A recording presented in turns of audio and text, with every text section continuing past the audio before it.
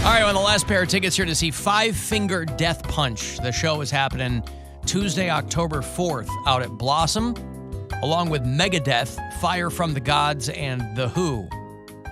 The Mongolian band, not Roger Daltrey and Pete Townsend. Actually, Megadeth and Roger Daltrey, Pete Townsend.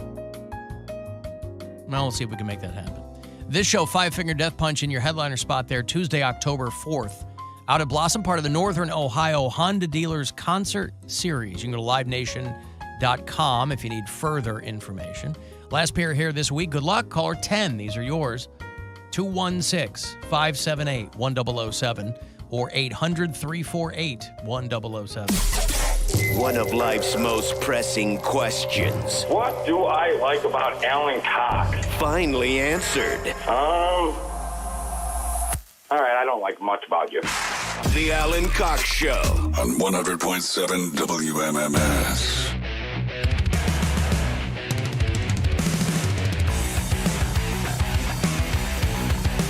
35192. Want to send me a text.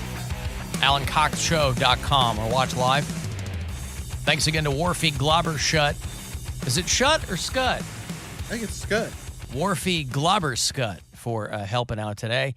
Keep in mind, Sunday morning is the Week in Cox. We do it every Sunday morning. Bill and Poundcake are your hosts for 2 hours of the best stuff from the week.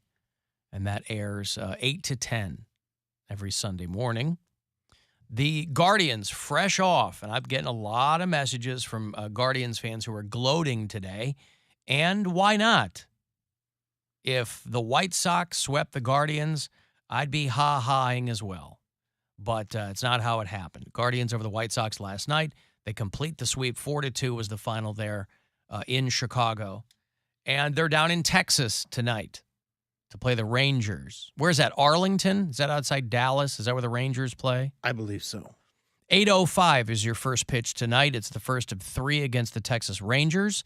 And then the Guardians come back home for the remainder of the regular season. They'll start the series against the Tampa Rays on Tuesday.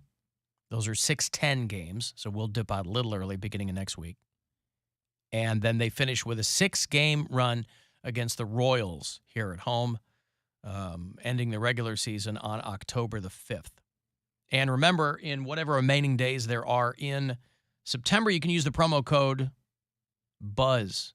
I guess there's a week left. Jesus Christ. There's a week left in September. Use the promo code BUZZ for 20% off at CLE Clothing Company. Speaking of Buzz, they mentioned that Great Lakes Brewing is doing their Christmas Ale First Pour. That's a big deal to a lot of people.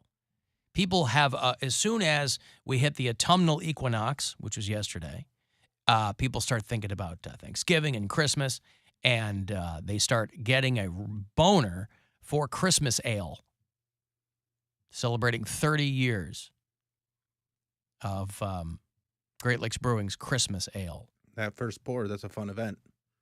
It's happening on October the 20th at 11 a.m. This happens at the brewery? Is that what they do? Yep. Yeah. Do you go to this? I've been to it before. It's a good time, yeah.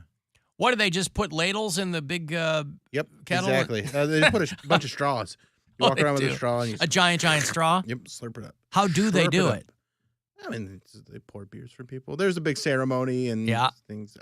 I've only shown up after all that. Like, I've gotten there later in the day. I didn't make it for, like, the first pour. I just got there when everybody was already kind of 2 or 3 Christmas ales in.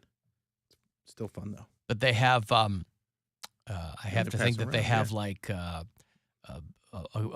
bagpiper or... it depends on the year. All right. Well, anyway, for people who are waiting for that valuable information, provided you didn't already see it, the Christmas Ale First Pour is going to happen on October the 20th at Great Lakes Brewing Company. They open at 11. The first keg is tapped at 11:30. Last year, they had the Cleveland Carolers. They had, how do you feel about carolers? Do you like carolers? I know people associate it with Christmas. I don't care for it. I feel like a caroler is not a professional. You shut your mouth. Well, I don't know about that. I mean, there have to be professional carolers. I mean, if it's somebody in your neighborhood who just got some friends together and going door to door asking for figgy pudding. That's a whole other thing. But it takes a professional to sing opera of bells. Are you kidding me? Maybe, but that's not necessarily what the people who come to your door. Yeah, they're doing. singing about figgy pudding and stuff like that. Yeah. Deck the halls, all that crap. They're trying to get their halls decked. It's just like Bill with your mom tomorrow night at the Lorraine Palace Theater. She's not coming. Oh, really? Oh, yes, she is. Yeah! If Bam Bam has anything to say about it. She might not attend the show, but she coming. He's going to be Bam Bam, thank you, ma'am, all up in there. There's a rapper in Atlanta. His stage name is Shawty Dread. His real name is Mercedes New. That's a great name. Why?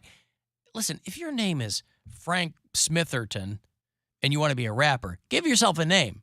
Call yourself Trippie Redd or Chief Keef or whatever, right? If your name is Mercedes New and you Shawty Dread, that's all you need. Unless that's a stage name too. It might be an alias, who knows? This guy is always getting into trouble, and this time he lives in a high-rise in downtown Atlanta, and they're accusing him of constantly peeing over his balcony and onto the streets below. Ugh, he denies it. So nasty. He denies it. He says, this ain't me. I'm not the one doing it. I promise I wasn't. I'm famous. I'm on TV, bro. I'm famous. I'm on TV. I didn't do this. I promise it wasn't me. What? He sounds reliable. He's so defensive. He's like, hey, I didn't. Well, yes, they're accusing him of peeing over his balcony from a high-rise. Wait, did you say this was a black man? I mean, I haven't seen him, but he sounds black. Shawty Dread. Yeah, I'm going to go. It's Atlanta. I'm going to go with black guy. Yes. That is like the black man cry before he gets taken away. Like, I promise I wasn't. I didn't do it. Like, I can see his face just by hearing his voice. I promise I wasn't. I'm famous. I'm on TV, bro. I didn't do this, man. That's disgusting. What is wrong with these people today? Holy well, you got to... Oh, my God. This guy... I like when they get the people just walking by on the sidewalk. And by the way, stop saying what's wrong with people today. How about what's wrong with that guy? Nah, people. People. It's not like there's thousands of people peeing off their high-rise balcony. There are. Well, there's another reason to not move to downtown Cleveland. So this guy, they arrested him. I just like the story when they talk to his neighbors. He has nearly 1 million followers on Instagram. Shawty Dread. I've never heard of him, but that doesn't mean anything. He's got 1 million people on Instagram. A lot of people have heard of him. His neighbors, however, the police began investigating after the manager of a nearby high-rise called and complained and said that they saw this guy on numerous occasions on his balcony, naked, and peeing through the bars of the railing of the balcony. And I guess the local NBC affiliate there in Atlanta got video, but the neighbors asked that they not show it on television. And so they walked into the building and they put the guy in cuffs and walked him out. He says it wasn't him. This could be mistaken identity.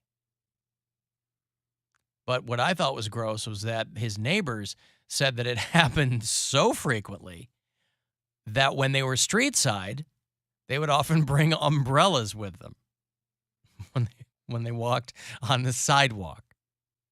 You ever lived in a high-rise? Bill lives in a high-rise. I live in a high-rise. But you don't have a balcony. No balcony. Have you ever lived in a high-rise with a balcony? You're constantly worried that something, unless you're on the very tippy top, Worried about Putin. That's what you're worried about. They're worried about Vladimir Putin coming in and pushing you out of a window because you did something to piss him off. But you're constantly worried about somebody from up above you doing something. You're always looking up. You're always like, it's because you don't really know you. I'm not like a, hey, I'm Alan, I live next door now. I'm not like if I'm in an apartment building, I'm not the get-to-know-you guy. You know, if you're in a neighborhood and a house, it's a little different, right? If you're in an apartment, hopefully you're not asking a neighbor to borrow their chainsaw. So you don't necessarily know who's around you or who's on the floor above you. People who live in this building, and the guy must be doing all right. He's living in a high-rise in Midtown Atlanta. Looking at his Instagram, it's full of private jets and stacks on stacks on stacks. I'm sure it's all real. Big booty women. And legit. So, yeah. The building is called the Icon Atlanta. So it's probably both hoity and toity. But the neighbors, this was not news to them. They said he routinely took a whiz off of his balcony. Now, from that high up, it's just going to become a fine mist. Yeah. Right? But still, that's what I would think. A couple of drips and drops where people would, if they were down below leaving, they would carry an umbrella. Imagine living in a building where you know a guy is constantly peeing over his balcony, where you have to bring, it's a sunny day in Atlanta, and people are like, why the hell do you have an umbrella? Oh, Shawty Dread lives above me. You know, say you're pulling out your car out of the garage. Maybe you're not even walking. You're pulling your car out of the garage. And then drip, drip, drip. You're like, oh, it must be raining. Nope. Just turn on your wipers. It'll be okay. But Poundcake's right. This guy denies it. He says it wasn't him. Promise I wasn't. I'm famous. I'm on TV, bro. I didn't do this, man. I promise I wasn't. I didn't do this. What if it wasn't him? What if he has a housemate? P-framed? Yes. It's possible. That is like my biggest fear. Being P-framed? No. Just getting framed for something I really didn't do. And then being like raked over the coals for it. Like losing everything. I'd be like, you said raked, right? Yeah, raped. I got raped over the coals, and I'll tell you what, it was hot, it was uncomfortable. I mean, what could make it possibly worse? Are you sure that's your biggest fear? Because that's my biggest fear. Why? He has a lot of fears. All right, I'm just wondering because you've been pretty anti me and your mom, so I didn't know if that was your biggest fear. Not my biggest fear, just the grossest thing I could possibly. I treat it right. And then when I got a big load, I go put it in there. Can we not? Can we not? Ow! That's Poundcake walking in to see you two together. Ow! Hey, Mike in Covington, Virginia. What's going on, Mike? Hey, Alan. How are you? Yeah, that's good. I mean, I was hearing y'all talking about the Trippie Redd. Y'all mentioned Trippie Redd. Yeah. Do you realize who that is? I mean, yeah. He's from Canton. Yeah, but in Major Payne, the movie from a long time ago, yeah. He was Tiger. He was a little tiger. He was, really? Yeah, I didn't know if y'all realized that or not. No, I don't. I never saw Major Payne. I know the movie you're talking about. It's like a Damon Wayans was a drill sergeant with a tooth missing or something. Yes, sir. Yeah. I never saw that, but I know Trippie Redd is from Canton, and he's blowing up like he was just here. MGK. He was on the MGK show. I know that's a local thing, but I think Kanye's taking him out, and XXX Tenication, as Poundcake says. Yeah, but that's Little Tiger. Little Tiger. All right. I'll have to go back and watch Major Payne. Thank you, Mike. All right. All right. Seaton's gonna be here for the next segment. Okay, that's he had fine. Some problems with the with an Uber. That's okay. Seton Smith will join us in a bit. He is opening for John Mulaney tonight at the Romo Fijo. Do I need to let him in? Somebody will need to. Yeah, we'll figure it out when he gets here. Okay. Unless we have a Russian, they can just throw him through the window. Right. Yeah. You just throw him through the window, and then we'll just. I had to find out who. When we were at Oak Tree, we had the guys that ran the building and the facilities people. And I didn't know who they were for this building. There was no toilet paper in the men's room this morning. Oh. Because the restaurant probably had a huge night because it was game day. Yeah, that's a good point. And so I go in there. And are you sitting down? Oh, yeah. No. Yeah. I don't know how I didn't. Well, here's what got me. Sometimes, because it's got that like metal case, and sometimes you'll see an empty roll, but then there's a new roll up in it. Backup roll. Yeah, backup roll up in it. Nothing. So I go, okay. So I clench, pull my pants up, go to the next stall. Nothing. I go, okay, one more shot, because there's 4 stalls. One of them's out of order. The handicap stall out of order. So I didn't even check that one. Well, that's the one you got to check because that's the one that's I probably know gonna have that a roll. probably had it. You're right. Didn't check it. And so I go to the third one, nothing. I'm like, okay, well, I'm not going to, take a roll and corn cob it or anything. So I walked out and grabbed a towel for when you wash your hands. Mm. I had to use that. And that was... I probably would have gone over to the women's room. You would have pulled your pants up and, waddled down to the ladies' room? I mean, what else are you going to do? Because I didn't wipe. You had already done it. Oh, yeah. Oh, okay. I didn't. That was my problem. I didn't check. Okay, yeah. Ahead of time. Yeah, then I probably would have gone paper towel route. Right. Now, did you flush the paper towel, or did you? I did flush. Yeah, of course. You're not supposed to flush paper towels. Oh well, that's their problem. They need to have paper. Well, come on, man. I mean, I don't use 8 of them to wipe. I use 2 of them. But did you still, dab and pat? What's that? Did you dab and pat? Dab and pat. I feel like that would feel a lot better than dab and pat. Mornings on Light 102. No, it was very coarse. And that's what I'm saying. That's not a great. Painful. That's not a great thing to do to your. So I was like, hey, is there somebody we can email here just to let them know that this is what's going on? Tell that lady at the security desk. Oh, seriously? That's what I would do. Oh, I didn't. The big boss happened to be in the hallway or something, and he goes, "Yeah, I'll let him know." I'm like, listen. I said, okay. There's no door there, sir. I can see you. Well, I'm knocking anyways. Think of this metaphorically and physically. We need toilet paper. Knocking on her counter. Metaphorically and physically. I don't know what the metaphor is there, but well, he's working on it. He'll come up with one. Yeah, because they're just sitting there. You're right. But after that, I ran into somebody of weight, as they say, and figured it out. But that was a scary moment. There's that half a minute. There's that half a second where you go, oh no. Oh, that nobody had a square to spare. That's a terrible. It's one of the reasons I don't like using a public restroom. Because also, I'm so far past toilet paper. Bidet is the way to go. Bidet but is the even way. when I've had to do it a couple times here, and I feel like I'm in the past. I feel like I'm. It's like you're roughing it. Version of myself. Yeah, you're in Colonial Williamsburg. Right, exactly. Hey, Don. Can we be more civilized, please? Right. Don, what's going on? Civilized. Yes, I guess so. Yeah. This whole thing about peeing off the front porch or off of your deck or whatever, this has happened 25 years ago. I went to go visit my brother. I hadn't seen him in 20 years with his family. And he was this nerd who was at everything had to do with the stars and the moons. And so we're standing outside at 2 a.m. in his backyard in the middle of Milton Mills, New Hampshire. And all of a sudden I hear this water hitting the ground, and I'm like, what?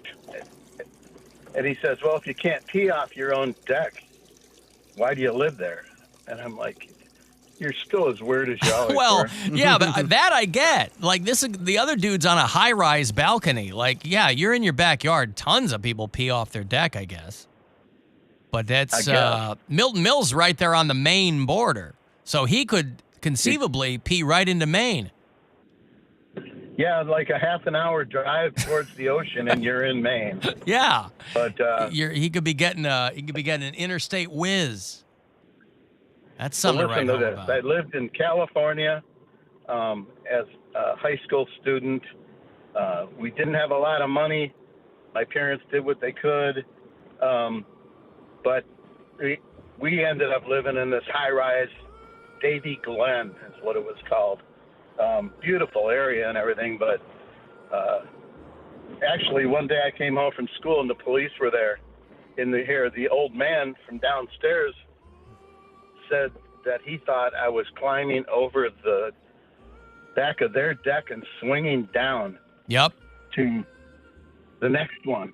And I'm looking at this thing going, no, I didn't do that. I couldn't have done that. As crazy of an ass as I was, I wouldn't even done that. But it was 20 years later, just before my dad died, he looks at me and he says, So how did you get into that apartment downstairs from us? And I was like, what? All these years you've thought I actually did that? It was a case of mistaken identity, Don. Thank you. Now, what are you going to do, you know? When your own parents think that you're peeing off somebody's high-rise balcony. Okay, let me take a break here. I think Seton Smith will join us, and then we'll get to the Friday Get Down. That is how we transition fully into the weekend. It's the Bill Squire Friday Get Down. It's brought to you by Cleveland Whiskey. So we'll get to that in a bit. If you want to text for something, 35192, and we'll be back. The Alan Cox